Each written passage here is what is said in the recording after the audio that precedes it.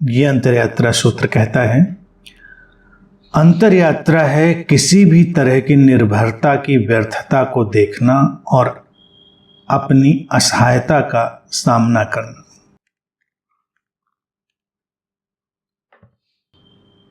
किसी भी तरह की निर्भरता की व्यर्थता को देखें और अपनी असहायता का सामना करें। व्यक्ति अपनी असहायता का सामना नहीं करना चाहता, इसीलिए वो तरह तरह की निर्भरता ओढ़ लेता है। अंतरयात्रा की बात है तो ये आंतरिक निर्भरताओं की तरफ इशारा ज़्यादा है। यूं देखा जाए तो जो बाहरी निर्भरताएं भी संसार में हैं, वो भी हमको सशक्त नहीं बनाती हैं, वो हमको कमज़ोर ही बनाती हैं। अगर हम किसी के ऊपर किसी भी रूप में निर्भर हों, आर्थिक रूप से, भावनात्मक रूप से, बौद्धिक रूप से, किसी भी रूप में, तो हम अपने भीतर कमज़ोर ही बने रह जाएंगे। हमारे भीतर जो असहायता का सारा ढांचा है उस पर कोई अंतर नहीं पड़ेगा और हम उससे बचने के लिए, उससे आंखें चुराने के लिए निरंतर निर्भरता को ओढ़ते चले जाएंगे। अब अंतरयात्रा में अगर हम देखें तो मनुष्य क्यों खोज पर निकलता है, क्यों अपने आप को जानने की तरफ बढ़ता है? उसको किसी न किसी बिंदु पर अपनी असहायता का एहसास होता है कि हम कुछ कर नहीं पा रहे, जीवन में दुख है, हम दुख के प्रति कुछ नहीं कर पा रहे, ये बीमारियां हैं, हम कुछ कर नहीं पा रहे। हाँ, इलाज उपाय वगैरह तो हैं, लेकिन आती तो हैं, हम उनको आने से तो नहीं रोक पा रहे।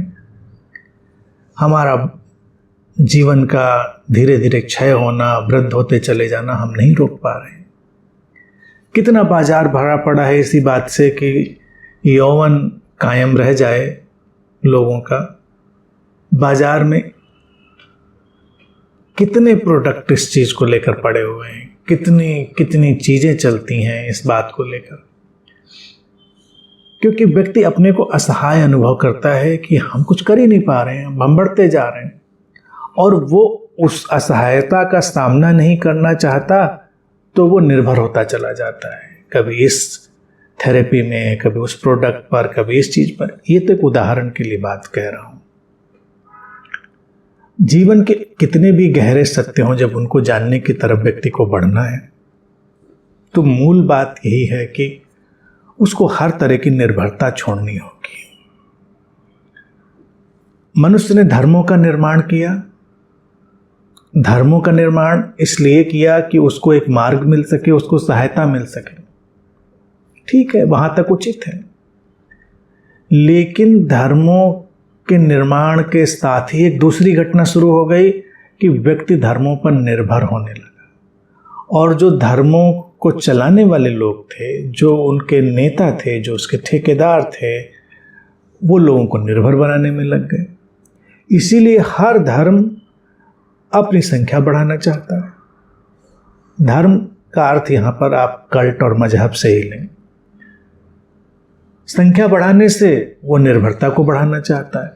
तो इसीलिए अनेक गुरुओं ने हमेशा इस बात से हमें सचेत किया कि सारी निर्भरता को छोड़ें, सारी बैसाखियों को छोड़ें, और अंतरयात्रा तो अपने पैरों पर चलने की प्रक्रिया है, जो स्वयं हम चलते हैं।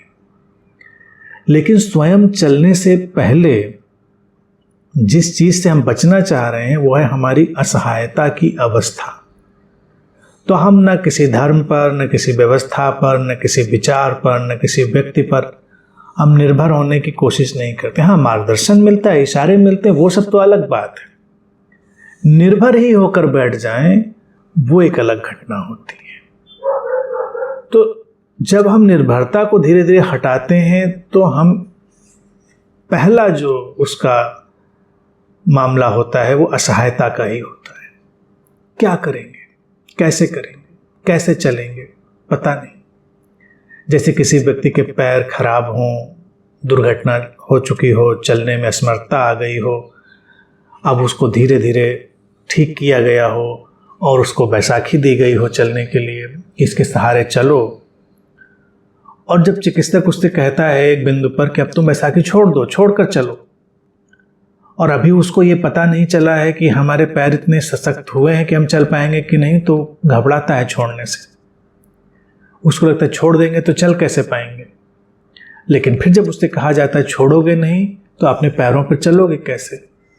थोड़ा कष्ट सही, थोड़ा शुरुआत में लड़खड़ाना सही, लेकिन फिर तुम चल जाओगे। तो उस समय जो बैसाखियों को छोड़ता है तो वस्तुतः वो अपनी जो पैरों की असहायता है उसको स्वीकार करता है।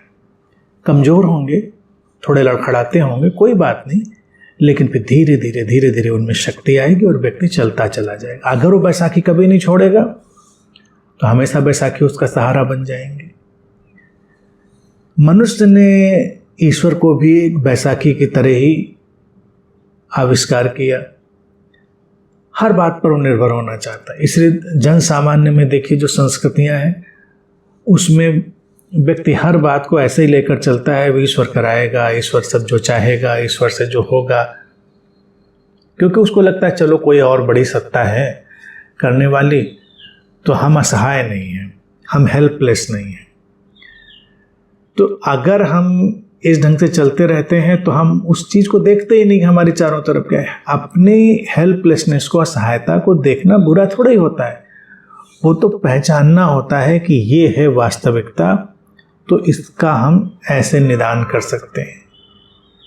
अगर हम वास्तविकता को कभी देखेंगे ही नहीं तो उसका निदान भी कभी नहीं करेंगे। और जब हम देखते हैं तो हमारे भीतर से शक्तियां जागती हैं। शक्तियां तब तक नहीं जागती हैं जब तक व्यक्ति निर्भर होने में लगा रहता है।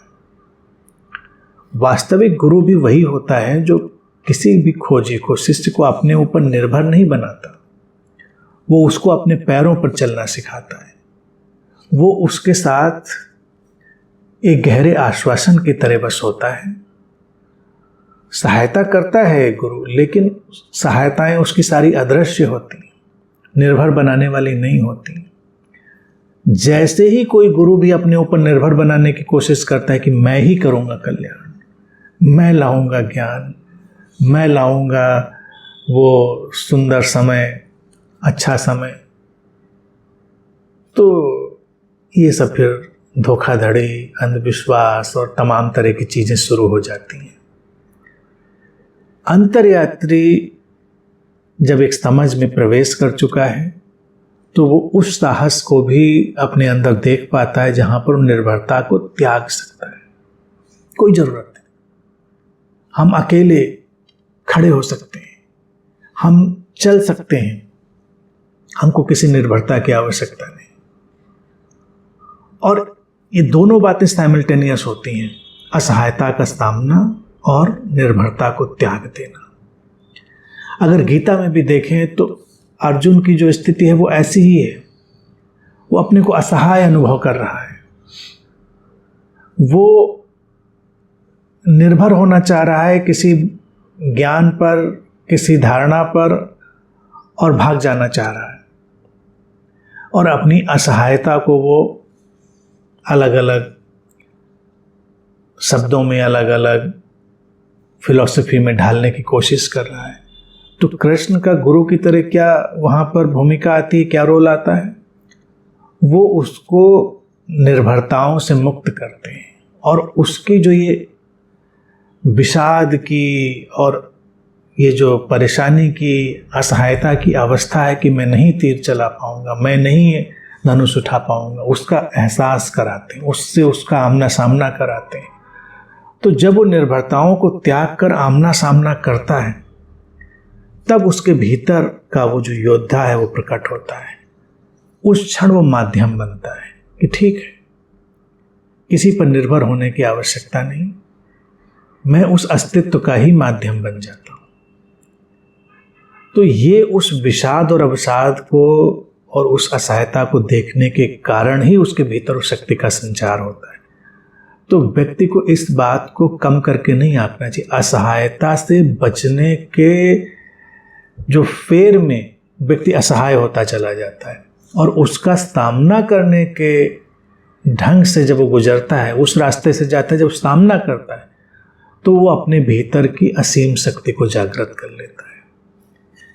बहुत बारीक सा फासला है, लेकिन जब हम इसको अंतर्दृष्टि से समझ से देखते हैं तो अचानक ही हमारे लिए क्रांतिकारी चीज हो जाती है कि ठीक है, हम ऐसे हैं, ये हमारी सीमाएं हैं, लेकिन इन सीमाओं से आगे जाने का संकल्प है और उनसे आगे जाया जा सकता है।